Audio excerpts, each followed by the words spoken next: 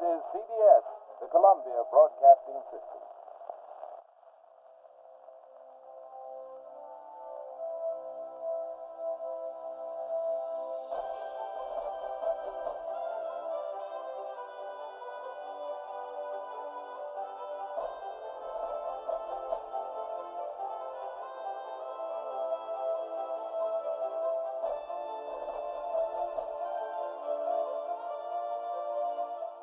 Tonight, a special edition of CBS Radio News, The United Nations in Action, a live running series hosted by Larry Lesueur.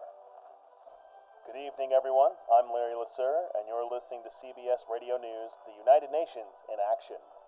Delegates from the UN Human Rights Committee, known as the Third Committee, recently met in Paris to begin discussions over a proposed human rights draft. The meeting presents a chance for voices from across the world to ponder what rights every human is entitled to and how those rights will be defined.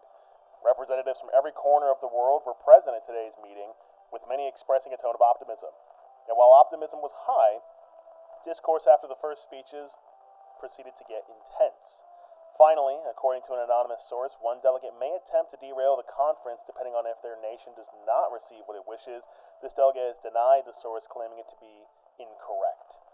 Before we begin tonight's coverage, though, CBS Radio News, The United Nations in Action, is brought to you by Gillette. Gillette. Look sharp, feel sharp. Look sharp, feel sharp. Be sharp and listen, mister. How are you fixed for blades? Do you have plenty? How are you fixed for blades? You better check. Please make sure you have enough. Cause a worn out blade makes shaving mighty tough. How are you fixed for blades? Better look. Gillette.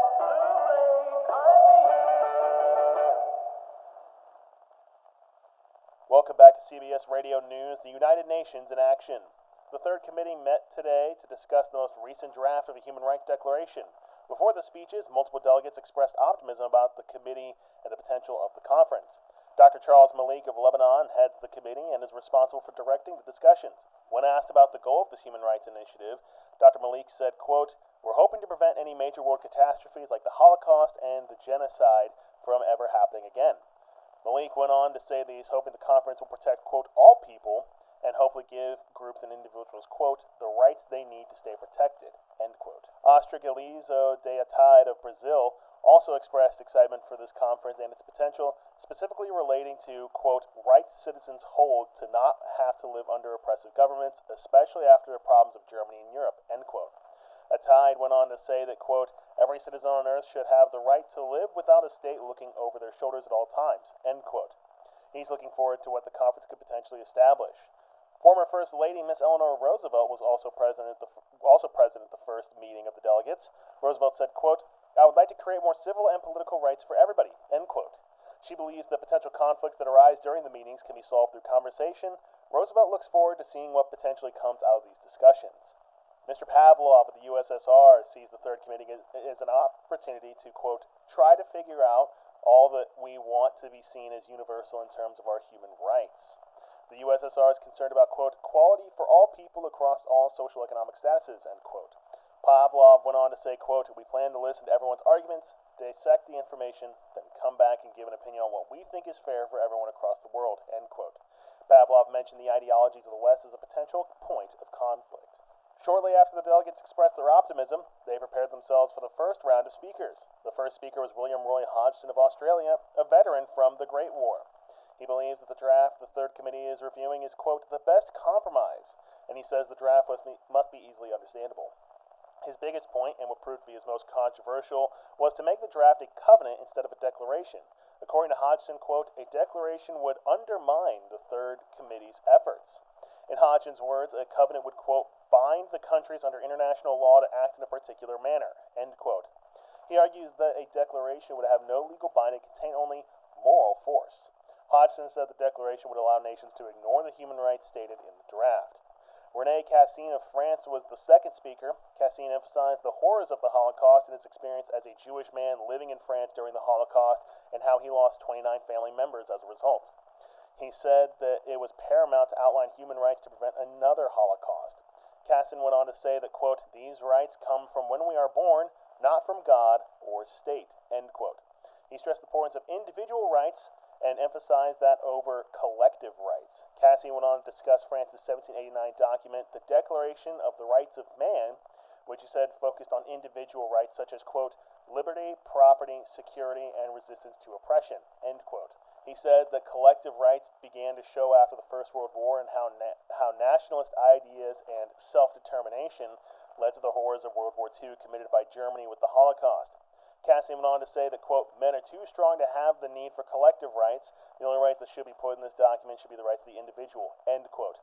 Cassian believes the committee must succeed in their efforts to, quote, never have to go through an event like the Holocaust again. After the speeches concluded, heated discussions began to break out between various delegates. Much of the discussion involved Hodgson's proposal to make the draft a covenant and whether a covenant or a declaration was the correct path to pursue. Charles Taywater of South Africa began that discussion, probing Hodgson about the enforcement of the covenant and its potential to, quote, infringe upon certain nations, end quote. Various countries took different stances on the issue, including Saudi Arabia and China, stating they were pro-declaration, while others, including the USSR, were pro-covenant. As arguments and discussion points were hurled back and forth, Dr. Malik announced that the discussion period had officially ceased and that the delegates would now have time to ponder the points made in the first meeting and prepare themselves for the second meeting where more speeches will be had. In other news, an anonymous source has come to CBS News claiming that, quote, if Saudi Arabia does not get what they want, they will purposefully tank the conference, end quote. The anonymous source went on to say that, quote, this goes against the spirit of negotiating good faith. This source believes that Saudi Arabia will be looking for religious rights, quote, specifically repressive religious rights, end quote. The source also said that Saudi Arabia will, quote, try to get as many people as they want to vote against it, the draft, no matter what's in it, end quote. When asked for comment, delegate of Saudi Arabia, Jamil Baroudi, stated that the source was incorrect and went on to say that Saudi Arabia will not try to sabotage the committee's efforts even if they, quote, don't reach a satisfactory resolution. Baroudi believes that it is unlikely that anyone's trying to sabotage the committee at this time, with Baroudi saying, quote, this opportunity to prevent a loss of life like that of the Holocaust should not be discarded because of pursuit of individual gain.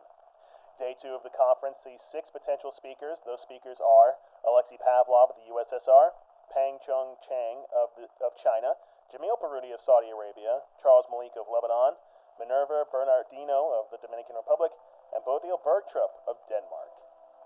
That's going to do it for today's edition of CBS Radio News, the United Nations in Action.